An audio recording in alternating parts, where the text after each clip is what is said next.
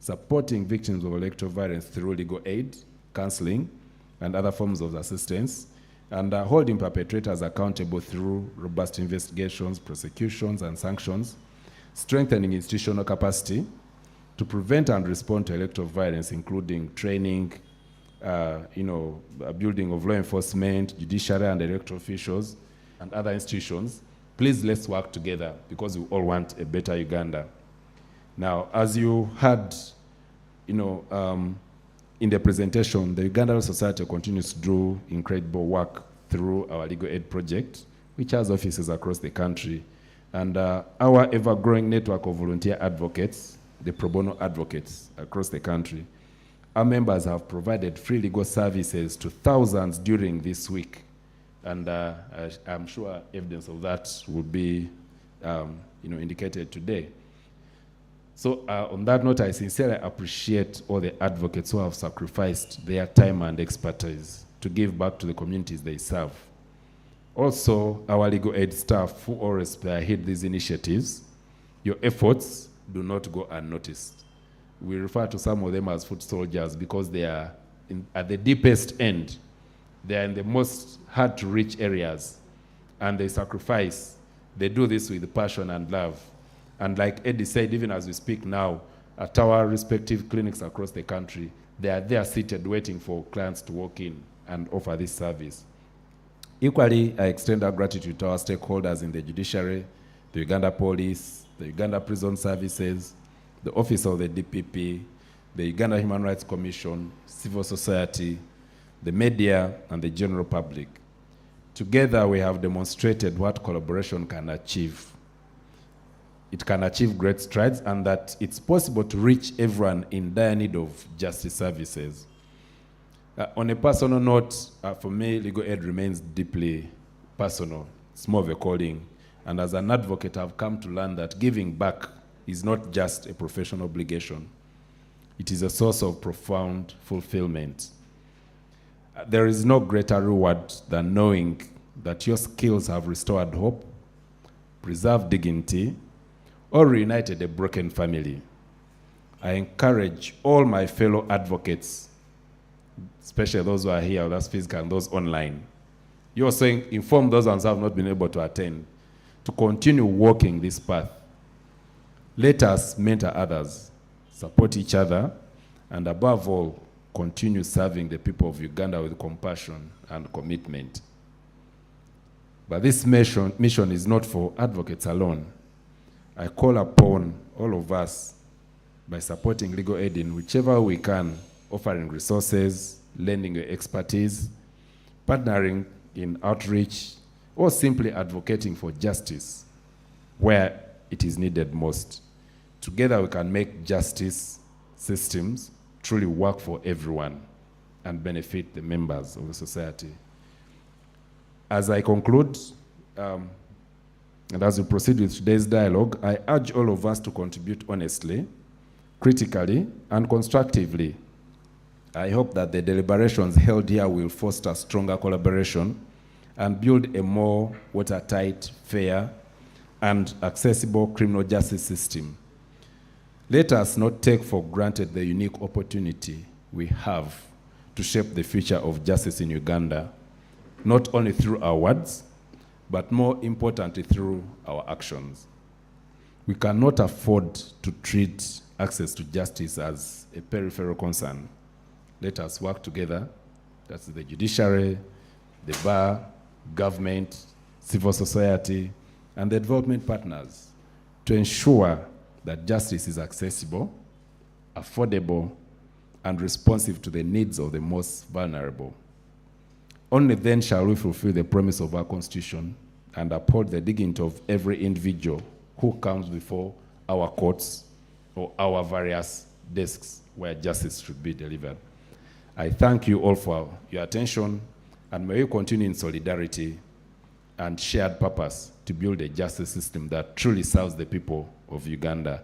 I like the theme of the judiciary for this year. It's called the people-centered justice. So it should not just be by word, but it should be through actions, people-centered justice. I wish you all a productive and engaging session ahead. Thank you very much, and may the good Lord bless you.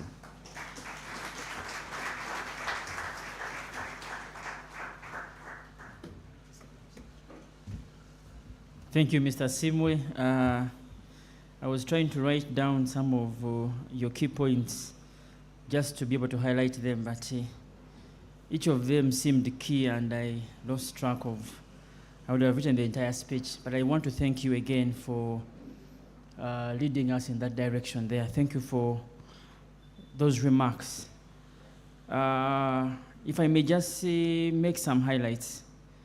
78,000 inmates. That is the current number of Ugandans in custody. 78,000 plus. Okay, for me said 79,000. Yet our capacity of the prisons is 20,000.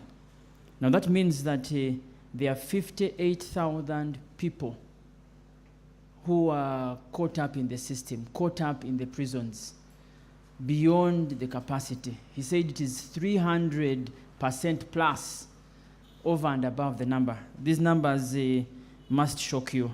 But also what should also even shock you even the more is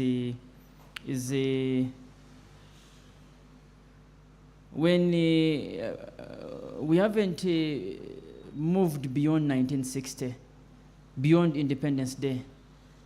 The chains that held us as slaves back in the day now formed the laws that became our enactments that go on to hold us in similar chains. Committal proceedings, assessors, guilty as a presumption. You know, before the law says we shall presume you as innocent, but indeed the deeds that we observe indicate that you're presumed guilty until you're proved innocent. You're detained. Our lifespan for the remand period is between 5 to 11 years. You'll observe that during our different media outposts, we kept on trying to single out these concerns. And during our earlier Eastern Bar engagements, we came across inmates who had been detained for as long as 11 years. I keep highlighting this because it must shock every single one of us. There's a man called Okurut Michael. Okurut Michael was detained and remanded 11 years ago. Imagine waiting for a trial date for 11 years.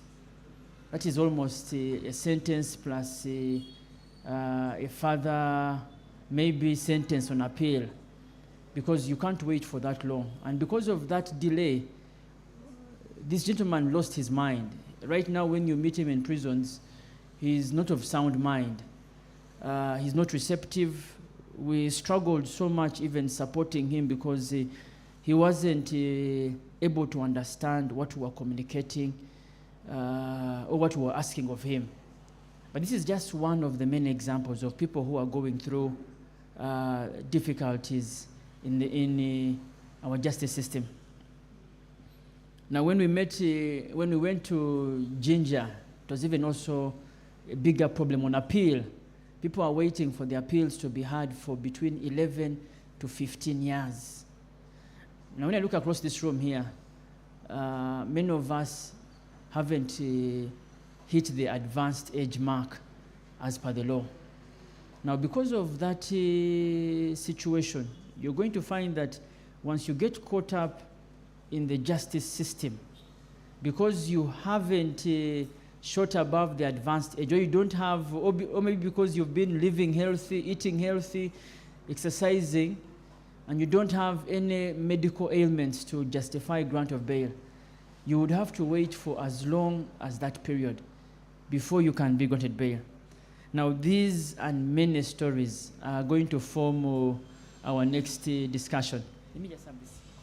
The program.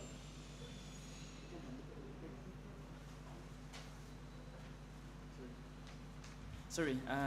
This is going to form our next discussion. Statistics and figures. We have gathered a number of these. I was speaking to our keynote, and I was telling our keynote speaker that, do you know that the court-martial victims have since the 31st of January been sitting in prisons without a valid remand warrant, without a trial date, without a certain outcome of their matter. Now you don't have, you are charged, the court that was trying you was disbanded, and you're sitting there. Now this could be any of us. Because where is the presumption of innocence if at all someone is sitting there? Where is the dignity and integrity of the prisons? Where is the integrity of these courts? Where is the integrity of we Ugandans who are sitting here and debating these matters? Let me invite our next speaker. For me, these things go to my heart. If I go on speaking, I will say so many things. Madam Sheila Turiasingura, she's our head of legal aid and pro bono services. Please come and share with us the report from this week here. That report, for me, has many of the scars of the persons that we've been trying to help throughout this week. Please, let's give her a hand clap as she comes. She's our head of legal aid. She's, please, you're most welcome.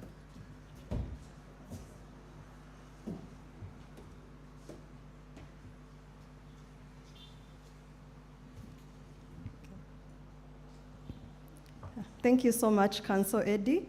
Allow me stand on the protocol as ably presented by our CEO. Good morning, ladies and gentlemen. I bring you special greetings from the Legal Aid Project of the Uganda Law Society, the people that I am standing here to represent. And I thank you sincerely for honoring our invitation to this high-level stakeholder engagement. And as the speakers before me have mentioned, this engagement is aimed at rethinking and strengthening access to justice for all Ugandans. And it is my honor and privilege to present to you a summary report of what we have done during this week, which we tagged the Pro Bono Week. And as ably stated by our Vice President, it is the 15th year that we are having the Pro Bono Week, and it's been done under the theme, Redefining Criminal Justice. I will not repeat what the Vice President and our CEO mentioned in regard to why we chose the theme and why we chose to focus on criminal justice. So I will go straight into giving you a summary of what we have done through the week. And as I do make my presentation, we will also have the pictures of the activities, the various activities that we did running on the screens for you to view. So this year's Pro Bono Week has run from the 21st to today, where it has culminated into this stakeholder engagement. It has been a nationwide campaign with a wide range of legal aid activities. These, I know, have been mentioned by the Vice President, but I will mention them again. We have had representation in court, where we had some of our teams have plea bargain sessions that they conducted in collaboration with other stakeholders like the judiciary, the police, prisons, and they had these, they represented a number of inmates. I will give you the numbers later. We also had legal awareness and sensitization campaigns that we did through the prison and police outreaches. We also had market and school engagements. We were also able to conduct some radio and television broadcasts.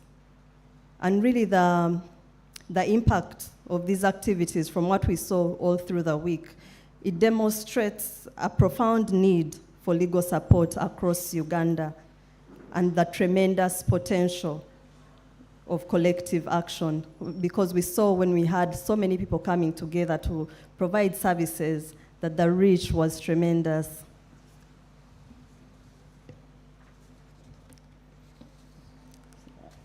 And so during the week, we had a total of 333 advocates who joined the legal aid advocates across the different parts of the country, including Kampala, Jinja, Moroto, Gulu, Masaka, Soroti, Masindi, Kavale, Kabarole, Mbale, Arua, Mbarara, and other areas that I've not mentioned, Nakapiripirit.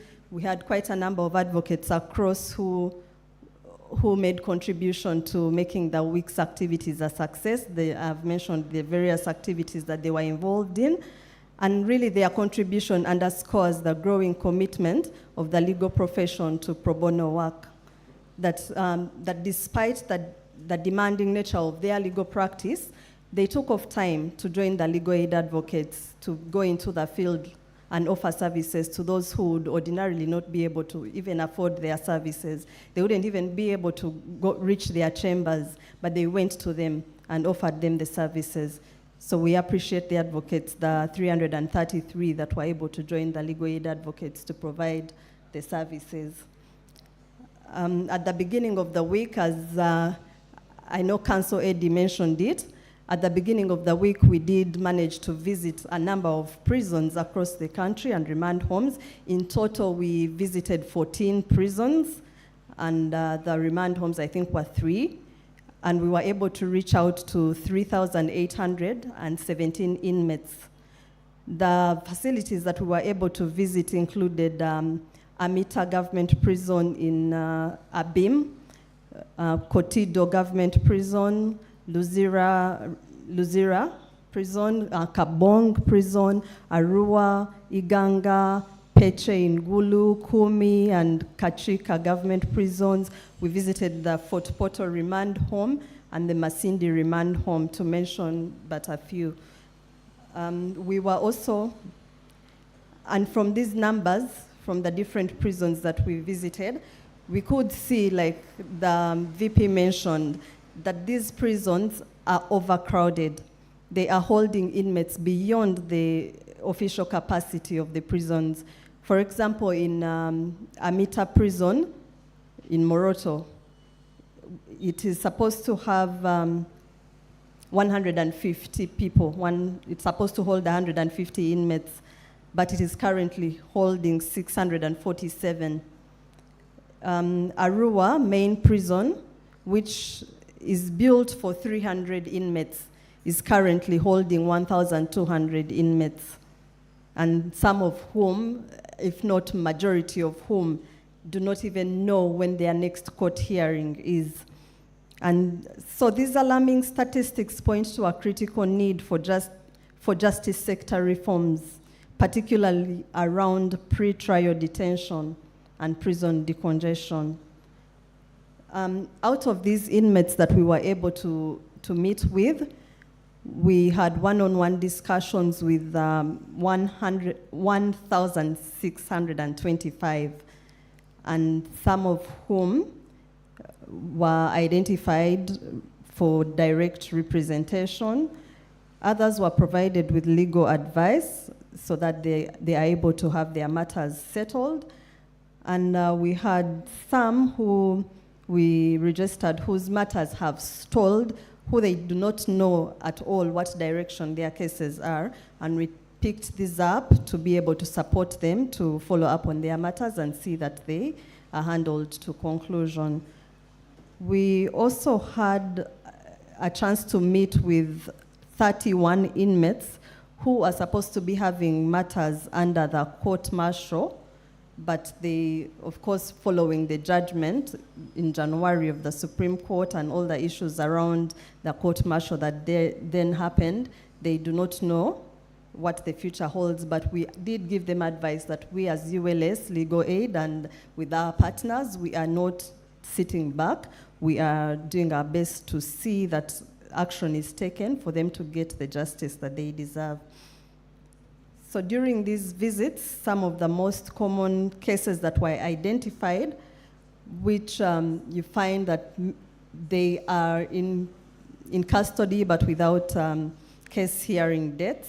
We had a total of 1,226, and these included theft, defilement, aggravated defilement, murder, robbery, rape, and possession of drugs, human trafficking, and assault. Those were the most common cases that were found to be in custody without actually being heard.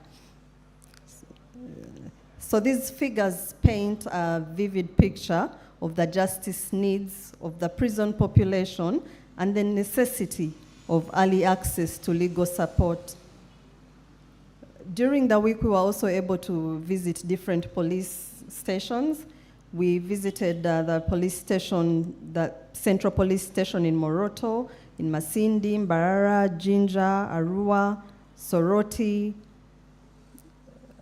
and Jinja Road Police Station here in Kampala, Ruti Police Station in Mbarara, Central Police Station in Kampala, still to mention, but there were so many others, but those are quite a few of the ones that we visited.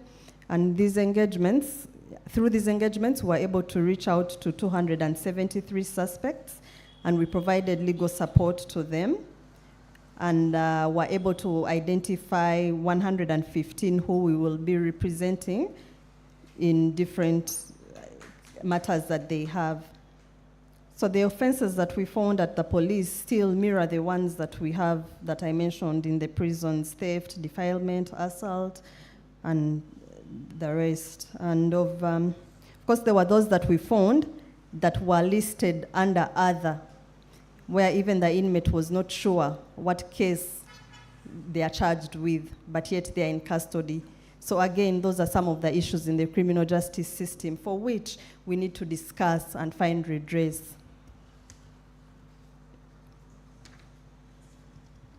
As I mentioned earlier, we were also able to conduct plea bargain sessions along with the judiciary and prisons. And here we had 68 inmates who were represented. This was in the court that sat in Koboko. And out of the 68 that were represented, 27 had their plea bargain agreements signed off. So for us, we look at this as a way to significantly ease on the backlog and reduce on the prison congestion, as well as the long periods on detention. We had actually hoped to do many more plea bargain sessions during the week, but of course with the constraints with time and even manpower, and the fact that the judiciary is also quite overwhelmed with cases, we were not able to fully fix all the plea bargain sessions that we had hoped to have through the week. But we hope that going forward, this pro bono will not just end with the week's activities, but we will push it forward to even other interventions. Beyond just the prison and police engagements, we were able to also do outreaches in the markets and in the schools. And for the markets, we were in position to visit 18 markets across the country. These included Kaleire, Nakawa, and Nakasero markets in Kampala, Jinja Central Market and Rubas Road Market in Jinja, Masindi Main Market, and Gulu Main Market, Soroti Main Market, Moroto Main Market, Lola Chat Market in Nakapiripirit, Kabundere and Mpanga Market in Kabarole, Karukara Market in Kabale and Kabale Central Market, Odum Paraka Market in Arua, and Revikona Market in Mbarara. And through these market outreaches, we were able to sensitize a total of 4,025 individuals.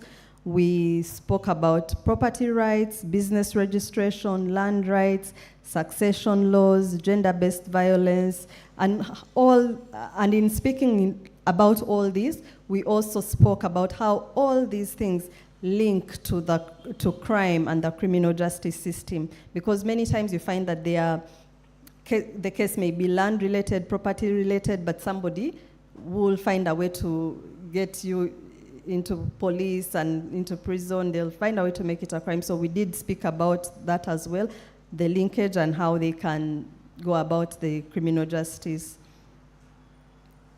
And during these market outreaches, we were also able to do one-on-one engagements with the market vendors, where 1,264 market vendors were given personalized legal advice on different cases that they had. And also about 144 were identified for representation based on the facts that they shared with the advocates that they interfaced with. And in a deliberate attempt to target young people, we were also able to visit secondary schools in Jinja, in Soroti. In Jinja and in Soroti, there were 4 schools visited, and a total of 2,170 learners were sensitized on a wide array of topics, which included children's rights, narcotics, and the reason they spoke into narcotics is because of how we've had so many cases relating to drug issues in schools. We've seen it so much in the media, and so we had to speak into it. We spoke about issues of domestic violence and the criminal justice process for juveniles. The teams that went to the schools were able to provide also legal guidance and career guidance where it was needed. And during these engagements, 160 learners were engaged further through one-on-one legal advice, and it was found, of course, that none of them required representation at that point, but they were advised accordingly. We were also able to utilize radio and television platforms to amplify our reach beyond those that we were able to interface with physically. We had an opportunity to be on radio and TV and speak to the different issues, so that we reach an even wider coverage. And through this, we were able to reach, at Kicha, we were able to reach people in Moroto through Akicha FM.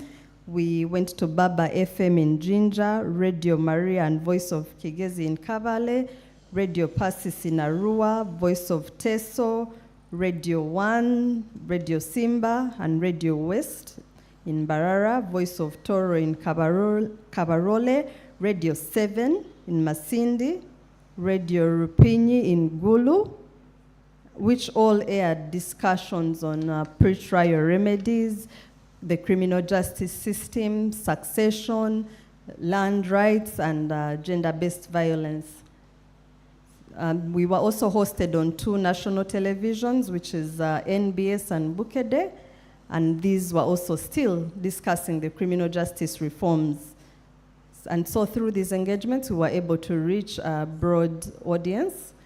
And while I don't have figures here, we will be sharing a detailed report, which will provide all the information that I may not be presenting right now. And so despite the wide reach that I have mentioned, where we had so many advocates participating in different activities across the country, the week, of course, was not without any challenges. And yes, we had many advocates, but again, the ratio of the advocate-client was really low, where now we had an overwhelming need. We had so many people that needed the support, but yet the number of advocates who are available to provide this support were not enough to meet the demand. And also, because of the numbers, we would have desired to reach so many communities, but we were not able to obviously reach each and every place that we would want. Each and every place that we have over the time through our legal aid interventions found that there is need. We would have wanted to reach them during this week with the support of advocates, but we were not able to. Of course, this is, as I've mentioned, because of manpower, time, and issues of accessibility. There were some constraints with that, but nonetheless, we were able to reach the places that I have mentioned. So the challenge really for us is how do we sustain these pro bono services beyond just providing the services during the week? What can we do as partners to see that these services go beyond this? What happens is, like I've mentioned, when we identify cases during the week, that need further support, all these cases come back to the legal aid clinics. And the legal aid clinics, as our VP mentioned, are donor supported. So we have a limitation in the number of advocates that we have to provide the services. And so while we have all these cases coming to us, we don't have the capacity to support each and every one of them.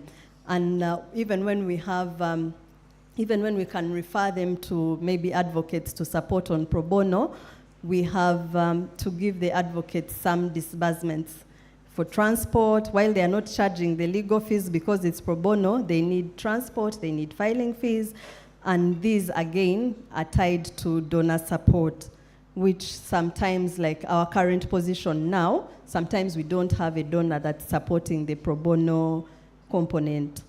And so you find that we are constrained there because you can't support the advocates to do the filing of the cases, to move to court, while they are willing to do the service for free, but they also need to move. So we have that constraint when it comes to pro bono.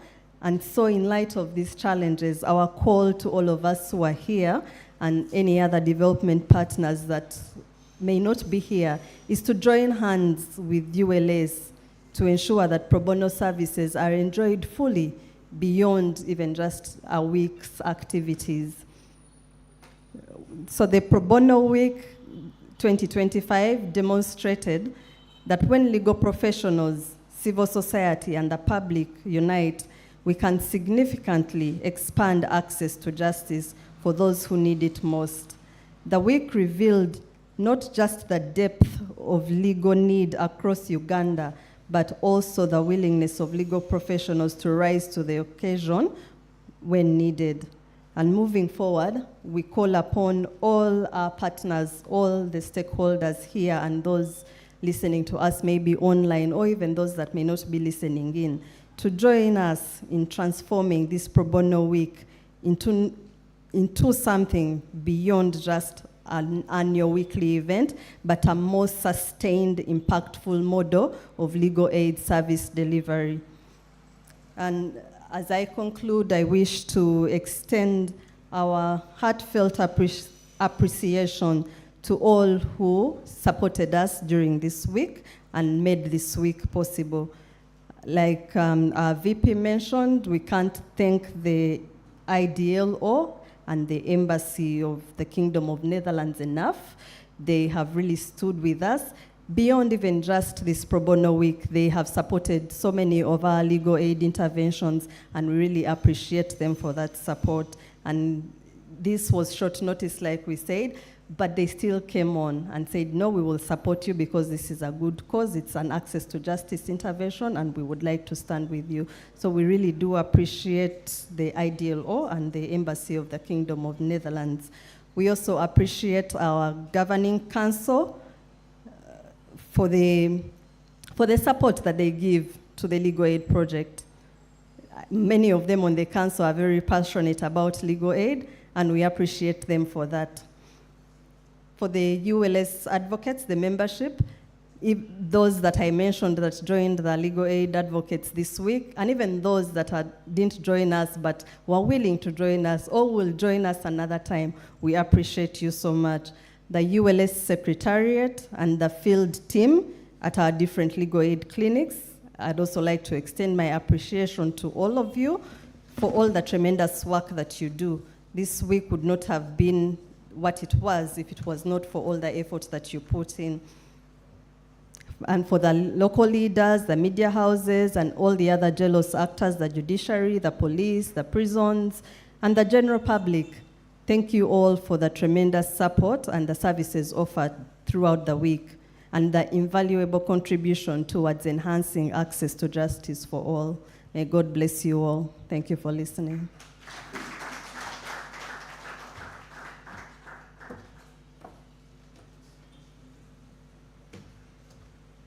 Thank you, Sheila. I am running through now very quickly. We want to catch up with time. Thank you again. Let's give a second hand clap. But as Sheila said, the demand is high. Bible says somewhere that the harvest is plenty, the workers are few. We have 78,000 inmates that need to talk to a lawyer. They need to talk to a lawyer. People are breaking down physically, mentally, psychologically, because they just need to talk to a lawyer. Don't undermine your role in this journey here. So, as Madam Sheila has said, we need to increase velocity. We need to, the week isn't ending. The activities are just starting. The National Bar Prisons engagement is not just a moment. It is a movement for reform to create access to justice. So I want to, on that note, I want to invite my co-MC to carry on and invite the next speaker. Please. Thank you very much. More so to our head legal aid and pro bono services, together with the team that indeed did a great work. From your report, I was able to find out that indeed there is need for public awareness to ensuring effective justice. There is also need for legal representation, which is a request to all the advocates. In one way or the other, you can contribute to the community. Yes, we thank the URS that has come up to spearhead the event and the activity, but still, we as advocates, what role have you played? Have you been able to assist someone who is in legal assistance in one way or the other? Special thanks still goes to International Development Law Organization, Kingdom of Netherlands, and other donors who include NBA, Honorant, Democratic Governance Facility, that is DGF, Netherlands Embassy, Embassy of Ireland, UN Women, Embassy of Ireland in Uganda, International Rescue Committee, that is IRC, United Nations High Commission for Refugees, GIZ, International Development Law Organization, which I've mentioned. We have the Justice Law Order Sector, Norwegian Refugee Council, Danish Refugee Council, ALEIT Uganda, United Nations Office on Drugs and Crime, and Loyal Danish Embassy, among other donors who have really contributed to URS in different activities and various areas. Ladies and gentlemen, as we are proceeding with our agenda, it is my honor to present to you the keynote speaker for today. The keynote speaker is an active citizen who is a humanist blogger who regularly shares her opinions on a wide range of issues through her blog, that is the Humanist View.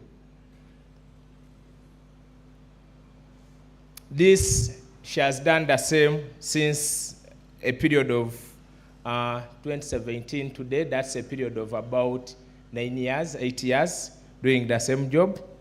She is the first female political radio talk show host in Uganda, hosting the Prime Talk Show, that is the Spectrum Extra, on Radio 1 FM, which talk show gave her a platform through which she interacted with various range of individuals at different levels across East Africa. Our keynote speaker is affiliated to the African Leadership Initiative, East Africa, and a member of the Aspen Global Leadership Network.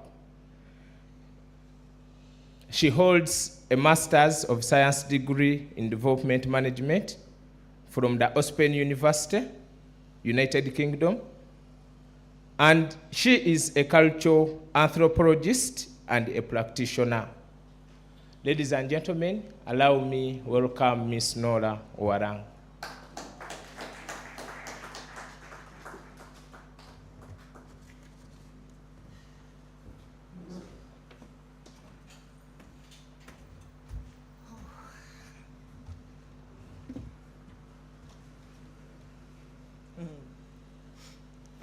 I'm looking for friendly faces.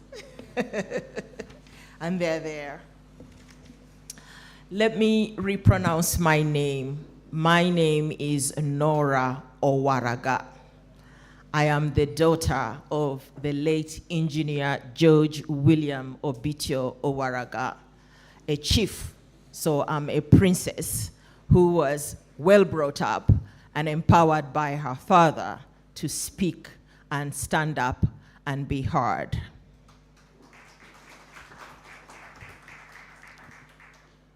Distinguished justice, law, and order actors, all protocol is observed. On this Friday, 25th July 2025, at the Uganda Law Society House, it is my distinct pleasure as an active client of the bar and a criminal justice seeker to deliver the keynote address at this high-level stakeholder engagement on redefining criminal justice. I will start with my thesis right up front. I will get straight to the point. My thesis premised on my existential experience